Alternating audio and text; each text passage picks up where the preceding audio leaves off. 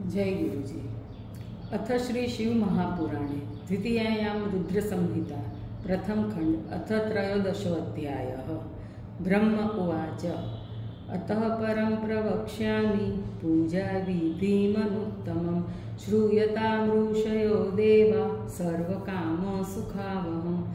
ब्राह्मे मुहूर्ते चोत्थाय संस्मरेत् साम्बकं शिवं कुर्यात् प्रार्थनां भक्त्या सज्जालीर्णतमस्तक। अतिष्ठोत्तिष्ठ देवेश उत्तिष्ठ हृदयेशय उत्तिष्ठ त्वमुमा स्वामिन् ब्रह्माण्डे मङ्गलं कुरु। जानामि धर्मं न च मे प्रवृत्तिर्जानाम्यधर्म न च मे निवृत्ति। त्वया महादेव हृदि स्थितेन यथा नियुक्तोऽस्मि तथा करोमि। इत्युक्त्वा वचनं भक्त्या स्मृत्वा च गुरुपादुके बहिर्गच्छ दक्षिणांशा त्यागार्थमलमूत्रयो देहशुद्धिं ततः कृत्वा समृज्जलविशोधने हस्तपादौ च प्रक्षाल्य दन्तधावनमाचरेत्। दिवानाथे त्वनुदिते कृत्वा वै दन्तधावनं मुखं षोडशवारं तु प्रक्षाल्याञ्जलिभिस्तथा। षष्ठयादमाश्रतिथयो नवम्यर्कदिने तथा।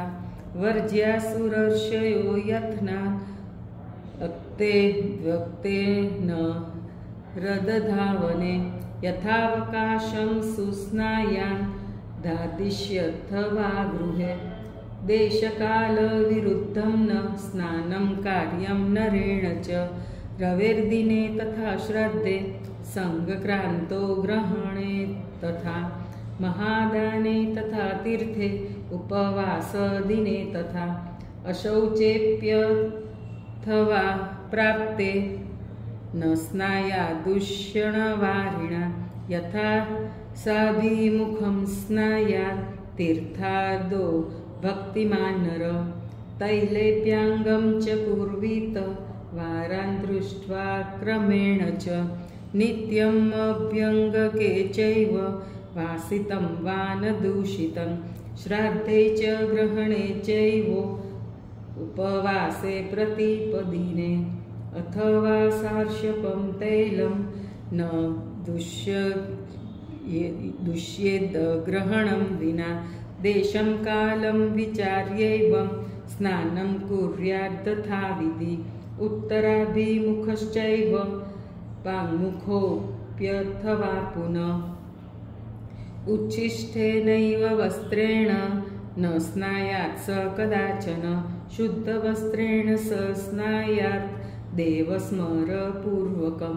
परिधार्यं च नोच्छिष्टं रात्रौ च विद्रुतं च यत् तेन स्नानं तथा कार्यं क्षालितं च परित्यजेत्।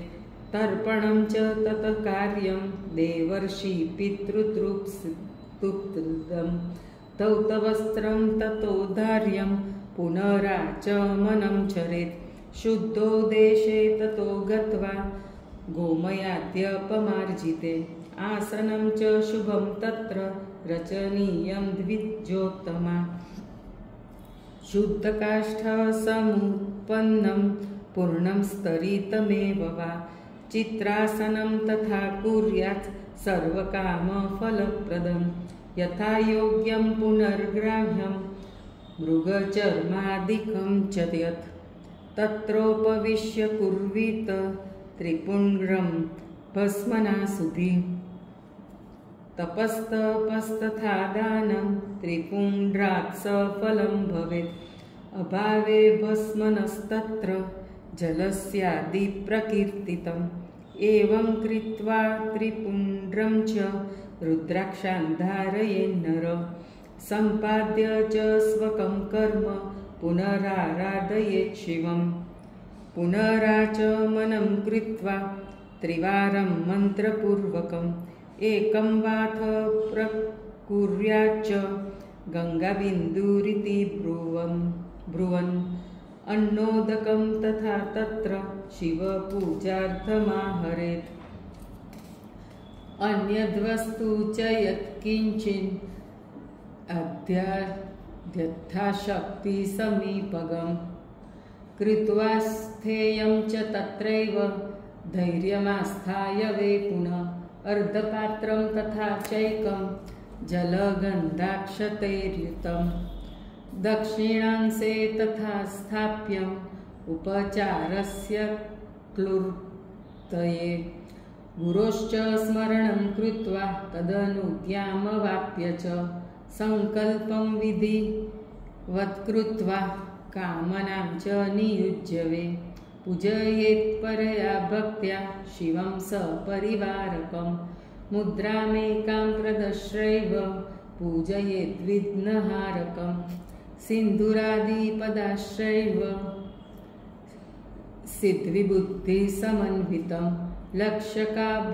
लक्षलाभयुतं तत्र पूजयित्वा नमेत् पुनः चतुर्थ्यन्तेर्नामपतेन मोक्ते प्रणवादिभिः क्षमाप्यैनं तदा देवं भ्रात्रा चैव समन्वितं पूजयेत् परया भक्त्या नमस्कुर्यान् पुनः पुनः द्वारपालं सदा द्वारि तिष्ठतं च महोदरं पूजयित्वा ततः पश्चात् पूजयेद्विरिजासतीं चन्दने कुङ्कुमैश्वैव धूपैर्दीपैरनेकश नैवेद्यर्व्यविधैश्चैव पूजयित्वा ततः शिवं नमस्कृत्य पुनस्तत्र गच्छेच्च शिवसन्निधौ यदि गेहे पार्थिवीं वा सौवर्णीराजतीं तथा धातुजन्या तथैवान्यां पारदां वा प्रकल्पयेत् नमस्कृत्य पुनस्तां च पूजयेद्भक्तितत्पर तस्यां तु पूजयतायां वै सर्वे स्युः पूजितास्तथा स्थापयेच्च मृदालिङ्गं विधाय विधिपूर्वकं कर्तव्यं सर्वथा तत्र नियमात् स्वगृहे स्थिते प्राणप्रतिष्ठां कुर्वीत भूतशुद्धिं विधाय च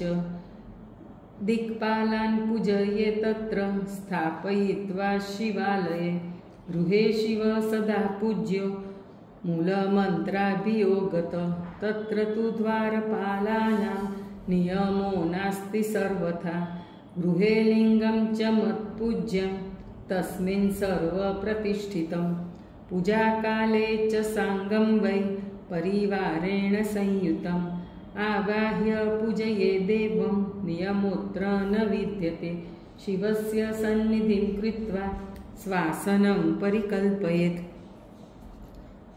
उदरमुखस्तदा स्थित्वा पुनराचमनं चरेत् प्रक्षाल्य हस्तोपश्चाद्वै प्राणायामं प्रकल्पयेत् मूलमन्त्रेण तत्रैव दशावर्तं नयेन्नर पञ्चमुद्रा प्रकर्तव्या पूजावश्यं करेप्सिता एता मुद्रा प्रदर्श्यैव चरेत् पूजाविधिं नर दीपं कृत्वा तदा तत्र नमस्कारं गुरोरथ बदध्वा पद्मासनं तत्र भद्रासनमथापि वा उत्तानासनकं कृत्वा पर्यङ्कासनकं तथा यथा सुखं तथा स्थित्वा प्रयोगं पुनरेव च कृत्वा पूजां पुरा जातां वटकेनैव तारयेत् यदि वा स्वयमेवेह गृहेण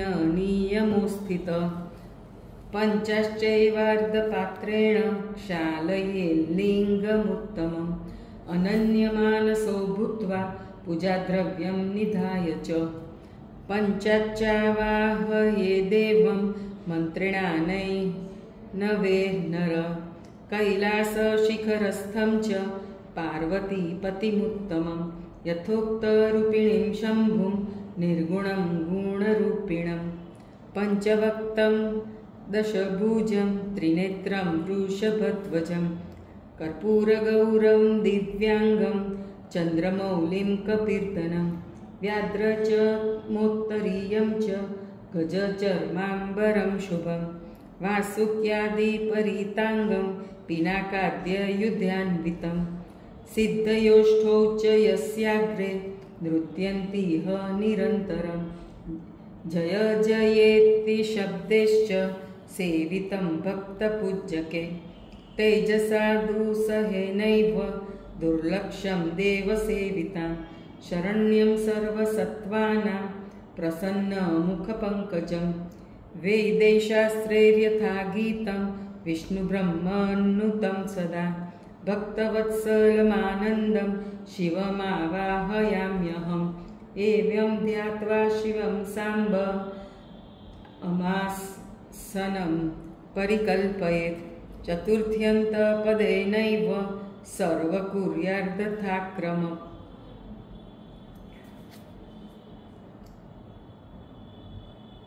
ततः पाद्यं प्रददाद्वै तथोर्ध्य शङ्कराय च ततश्चाचमनं कृत्वा शम्भवे परमात्मने पश्वाश्च पञ्चभिर्द्रव्ये स्नापये शङ्करं मुदा वेदमन्त्रैर्यथायोग्यं नामभिर्वा समन्त्रकै चतुर्थ्यन्तपदैर्भक्त्या द्रव्याण्येवार्पयेत्तदा तथामिलशितं द्रव्यम् अर्पयेच्छङ्करोपरि ततश्च वारुणं स्नानं कारणीयं शिवस्य वै सुगन्धं चन्दनम् उद्यान्दन् यलेपानि यत्नत ससुगन्धजलेनैव जलधारां प्रकल्पयेत् वेदमन्त्रे षडङ्गैवा नामभिरुद्रसङ्ख्यया यथावकाशं तां दत्त्वा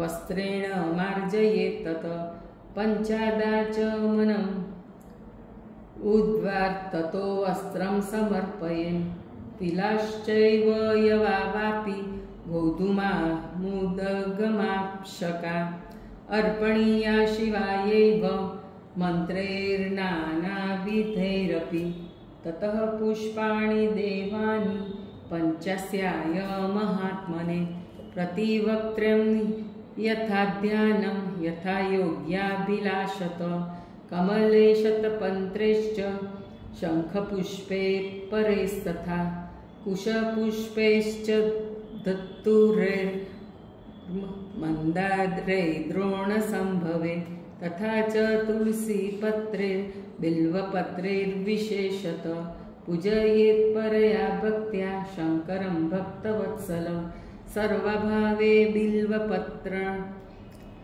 अर्पणीयं शिवाय वै बिल्वपत्रार्पणेनैव सर्वपूजा प्रसिद्ध्यति ततः सुगन्धचूर्णवै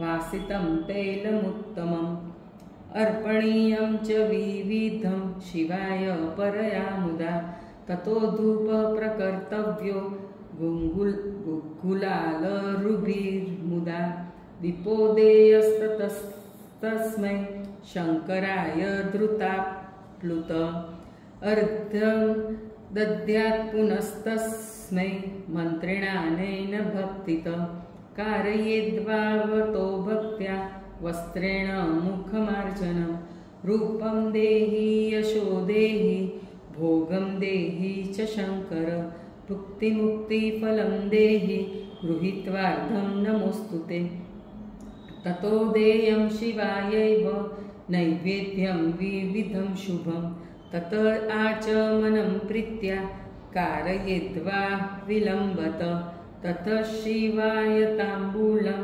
साङ्गोपाङ्गं विधाय च कुर्याद्वारार्तिकं पञ्च वर्तिकामनुसङ्ख्यया पादयोश्च चतुर्वारं द्विकृत्वोनाभिमङ्गले एककृत्वे मुखे सप्त कृत्वा सर्वाङ्ग एव हि ततो ध्यानं यथोक्तं वै कृत्वा मन्त्रमुदीरयेत् यथा संख्यं यथा ज्ञानं कुर्यान्मन्त्रविधिं नर गुरुपदिष्टमार्गेण कृत्वा मन्त्रजपं सुधि गुरुपदिष्टमार्गेण कृत्वा मन्त्रमुदीरयेत् यथा संख्यं यथा ज्ञानं कुर्यान्मन्त्रविधिं नर स्तोत्रैर्नानाविधे प्रीत्या स्तुवित वृषभध्वजं ततः प्रदक्षिणा कुर्यात् शिवस्य च शनैः शनैः नमस्कारांस्ततः कुर्यात् साष्टाङ्गं विधिवत् पुमान् ततः पुष्पाञ्जलिर्देयो मन्त्रणानेन भक्तितः शङ्कराय परेशाय शिवसन्तोषहेतवे अज्ञानाद्यदिवा ज्ञानाद्धूपजादिकं मया कृतं तदस्तु सफलं कृपया तव शङ्कर तावकस्त्वद्रतप्राणस्त्वचित्तोऽहं सदा मृड इति विज्ञाय गौरीश भूतनाथा प्रसीद मे भूमौ स्खलितपादानां भूमिरेवावलम्बनं त्वयि जातापराधानां त्वमेव शरणं प्रभो इत्यादि बहुविज्ञप्तिं कृत्वा सम्यग्विधानत पुष्पाञ्जलिं समर्पेव पुनः कुर्यान्ततिं मुहुः स्वस्थानं गच्छ देवेश परिवारयुक्तप्रभो पूजाकाले पुनर्नाथ त्वया गन्तव्यमादरात् इति सम्प्रार्थ बहुश शङ्करं भक्तवत्सलं विसर्जयेत् स्वहृदये तदपो मूर्तिनं विन्यसेत् इति प्रोक्तं शेषेण मुनय शिवपूजनं भुक्तिमुक्तिप्रदं चैव किमन्यंशोक्तुमर्हत इति श्रीशिवमहापुराणे द्वितीयायां रुद्रसंहितायां प्रथमखण्डे सृष्टयुपाख्याने शिवपूजनवर्णनं नाम 13 अध्यायः। जय गुरुजी।